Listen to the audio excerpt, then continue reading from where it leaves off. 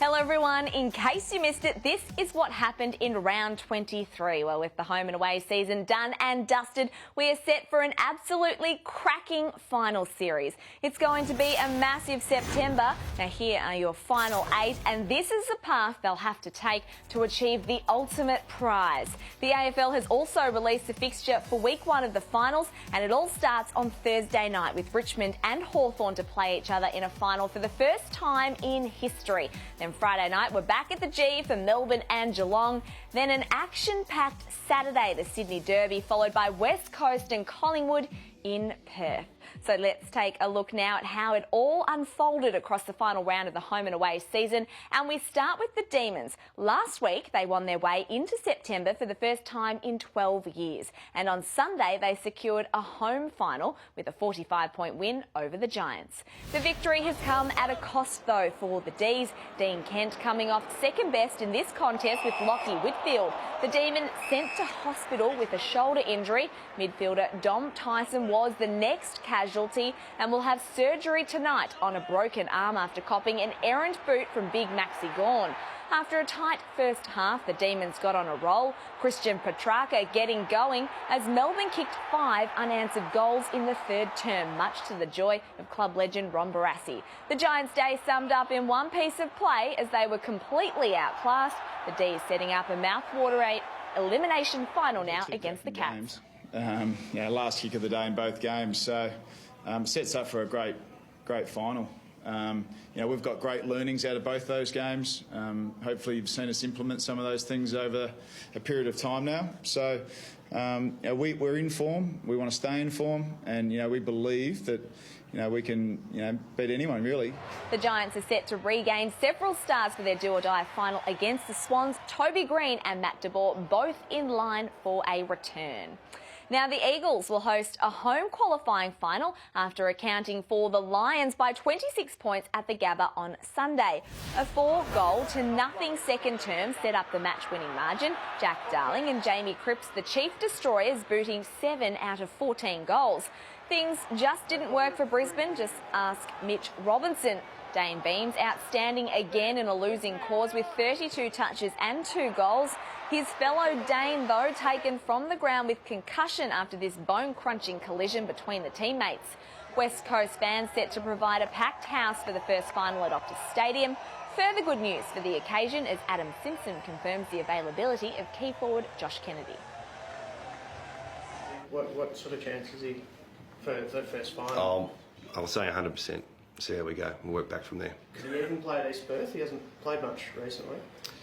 I think what will probably happen is you can't qualify for finals if you haven't played any games at East Perth. That's the first thing, so you won't qualify. And secondly, I don't think we're allowed to play. It'll be probably a Thursday game next week, Thursday week, and it'll be too short a time. Luckily for Simo, it's actually Saturday, so a couple of extra days for Kennedy. Well, Hawthorn has locked in a top 4 spot after yet another thrilling win, this time over Sydney at the SCG. With a double chance on the line, it was always going to be an arm wrestle. The Swans had the ascendancy in the first half, edging out a 26-point lead late in the second term. But with a genius at work in the coach's box, Clarko's men raised the bar. And it wasn't just the experienced heads of Jack Gunston and Jared Roughhead leading the charge.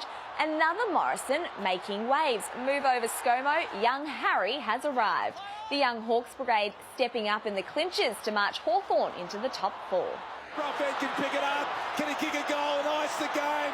Bruce goes back, and there it is. Roughhead to Bruce. 2 of the 4-time Premiership Hawthorn champions combined. And it's going to be a long way home for the Swans from here. The coach delighted after the game. Did you really think at the start of the year a top 4 team could get there? No, I don't think. There's a lot of people that do have this top 8. We're pleased that we've been able to get some exposure to some younger players, and we'll see where it takes us. But we've still got a fair way to go as a footy club. But when opportunities like this present, we've worked hard to get this opportunity, and who knows where it will take us. As for the Swans, it was a disappointing night. The good news is they're confident both Buddy Franklin and Luke Parker will be available for their first final. Across the country from Sydney to Perth, and Collingwood has survived a huge scare from a fired-up Freo to seal a top 4 spot at Optus Stadium. It was all going to plan for the Pies early with the opening 3 goals of the game, but the Dockers dug in and brought a ferocious intensity to make amends for last week's 133-point drubbing at the hands of Geelong. Even the umpire was in the crosshairs, and buoyed by a new contract, Hayden Ballantyne kicked 4 goals and showed he still has speed to burn. With a double chance on the line, the Pies needed to respond, and they did. Brodie Myercheck lifting to put them ahead. Retiring Docker Michael Johnson has a future as a goalkeeper judging on this save, but it wasn't enough. Josh Thomas striking the sealer.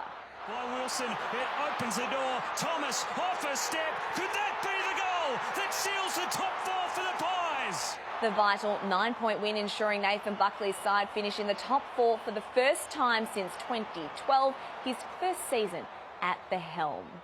Well, the final game of the home and away season between the Saints and Kangaroos was all about Coleman watch. Ben Brown needing 8 goals to surpass Jack Riewold's tally of 65. And he started with a bang, this characteristic lead and goal getting Brown on the board. Jack Ziebell, though, managed 3 goals of his own in the first term.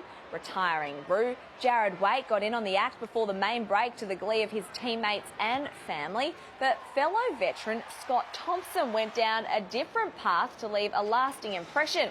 Placed on report for this hit to the head. But it didn't take Benny much time to be the headline once more.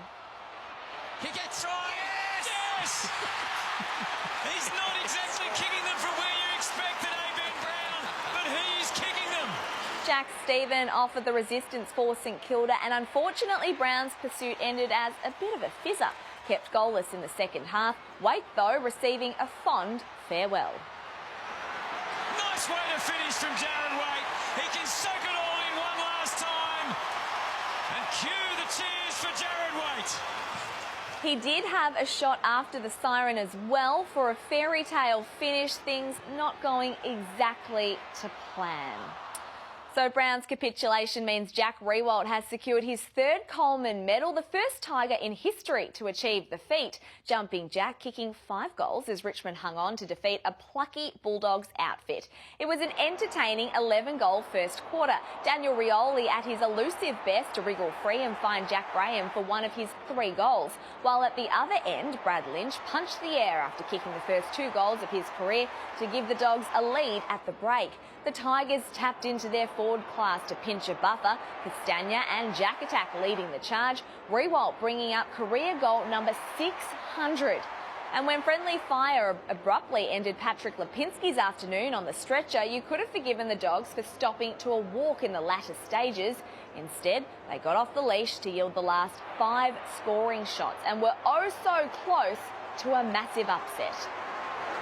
He has to kick this. This is the last play to win the game for the Dogs. He plays on from the boundary line. He bends it, and he hits the post. They've hit the post 3 times in the final quarter. 3 times in the final quarter. Richmond holding on to its 21st win on the trot at the MCG. Dustin Martin likely to feature in the Brownlow votes with 33 disposals. Time now for Hot and cold. And Adelaide star Josh Jenkins had a night out on Saturday. The Crows forward was on fire in the first half, booting 3 goals, and that trend continued in the second as Jenkins feasted on the Blues defenders. He finished with 7 goals from his 19 disposals as the Crows smashed Carlton by 104 points. Jenkins for his 7th off the left boot. And he's put it through. Luckily for the Blues, there was barely anyone at Etihad Stadium to witness the shellacking. Incredibly, Carlton won the inside 50 count. They had 61 to the Crows' 54. The loss sums up the Blues' year, the club's worst season in 117 years. Patrick Cripps, once again the shining light. He had 37 touches, 24 of them contested, setting a new AFL record. What a superstar. From the icy Blues to the red-hot redhead from Windy Hill, who is our final play of the round for the season. Emerging defender Aaron Francis, taking a specky to remember. Generally. Oh, look at that from Francis. Colossal mark. What a hanger. He even drew comparisons to Essendon legend John Coleman. The Bomber also ending on a high with a 22-point win against Port Adelaide at Adelaide Oval. Star recruit Devon Smith racking up 12 tackles to break the all-time record tally for a season with 187 to surpass Andrew Swallow's 183 in 2010. Power coach Ken Hinkley lamenting 4 straight losses to miss out on finals. This footy club has let everyone down. As us, as a football department, we've let the football club down. We'll understand that. We'll look at it really, really closely, and we'll make the decisions that have to be made. Time now for what's making news on social media. Now, we all remember this pic which went viral last season, the D's fan feasting on a cheeseboard at the footy, classic Melbourne. Well, there's now some competition. These fans at Adelaide Oval upped the ante on Friday night with what can only be described as a vat of butter chicken curry. But they were one-upped at the SCG on Saturday night. Swans fans coming to the party with a MasterChef-inspired croquembouche. What's wrong with the old pie and sauce, I say? Well, Geelong beefed up its belief heading into September in a 102-point pounding of Gold Coast on Saturday afternoon. After Port Adelaide's Friday night demise, the Cats couldn't miss finals, and they certainly looked relaxed. Patrick Dangerfield dominant with 34 disposals and 4 goals, Jack Henry providing the highlight of the game. Henry! Jack! 235 points, their combined total margin in the last 2 weeks. Not bad form heading into an elimination final. Certainly a signal of intent, and the skipper Joel Selwood signalled his intent off ground too, proposing to girlfriend Britt Davis. Well played, Joel and Mrs. S. Fantastic news there. To the ladder now, and the Tigers are minor premiers for 2018. West Coast Collingwood Hawthorn making up the top 4. Melbourne secure a home final, as do Sydney against their rival GWS. Geelong round out the 8. North finished 9th. The Power just missed out on finals. The Bombers and Crows also finishing on 12 wins. A disappointing year for the Dogs and Saints, while Carlton take home the wooden spoon and the #1 draft pick. And that is the final edition of In Case You Missed It for 2018. It has been an absolute pleasure. I hope you've enjoyed the show throughout the year. Make sure you stay tuned to afl.com.au right throughout the finals. The round so far with Matt Thompson and Kane Corns will have all of your news on Saturday nights, plus footy feed during the week. For now, thank you so much for watching. Enjoy the finals. Can you believe it? The miracle! Can you believe it? He's covered in glory. They have done it.